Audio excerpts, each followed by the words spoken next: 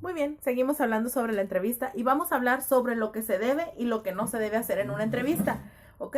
Bueno, en una entrevista debe haber un ambiente agradable, un ambiente donde se promueva el diálogo, un ambiente donde sea el reflejo de lo que ha sido, de lo que va a ser ese momento, condiciones necesarias para poder hablar sobre lo que está, que la persona que vamos a entrevistar se sienta cómoda, la persona se sienta en confianza, que sienta que no estamos traicionándola, en fin, como si nos conociéramos de mucho tiempo.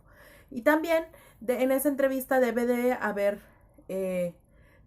no recargar demasiado el tema, no tratar de forzar. A veces hay entrevistados que no fluyen mucho con un tema, hay que buscar y ser lo suficientemente audaces para poder encontrar cuál es la información o el punto donde nuestro entrevistado se va a sentir cómodo y va a poder hablar. Un entrevistador siempre debe estar alerta a las señales que su entrevistado le va a dar para marcar las pautas sobre la información que va a dar. Hay personas que les cuesta mucho trabajo iniciar una conversación con todo que no conocen. Es fácil hablar con alguien que conocemos, pero cuando no conocemos a alguien es muy difícil porque nos cuesta empezar a tener una empatía, si la persona a lo mejor no nos inspira confianza o es una persona, el entrevistador debe de ser una persona agradable, porque si no es fácil, agradable, si llega y saluda con tensión, eso nos cierra la puerta para la entrevista y no va a fluir, ¿ok? También la persona, el entrevistador debe de ser una persona que sepa manejar bien las situaciones con respuestas a lo mejor de tensión.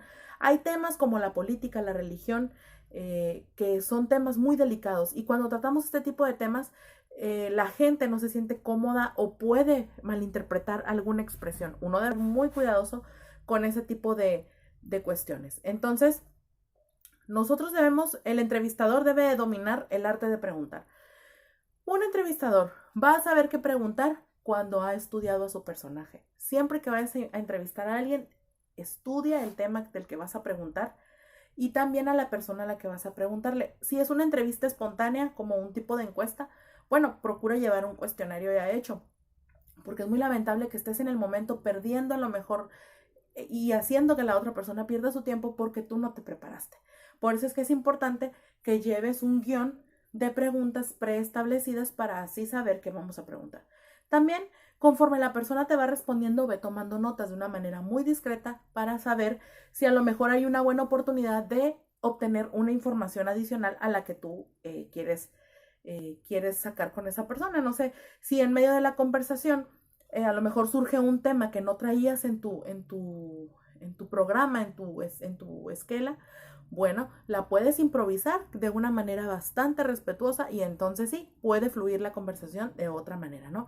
Y tener otro sesgue y también tener pues una entrevista mucho más nutrida, mucho más natural, más fluida y eso siempre es bueno. ¿Qué pasa cuando en una entrevista el ambiente se pone tenso? Bueno, hay que tratar de relajarse y tratar de relajar a la persona con la que estamos hablando, porque luego hay entrevistadores que atacan y atacan y atacan y esa no es una buena forma, esa no es una entrevista, eso ya es un ataque y hay personas, como les comenté hace ratito, que se levantan y se van y eso es muy feo y pues no es así, ¿no? Entonces el mundo del periodismo hace mucho uso de la entrevista porque es una herramienta muy fácil. Hay personas que usan grabadoras, hay otros que tienen buena memoria y pueden redactarlo, en fin, cada persona escoge las herramientas que va a usar para su entrevista.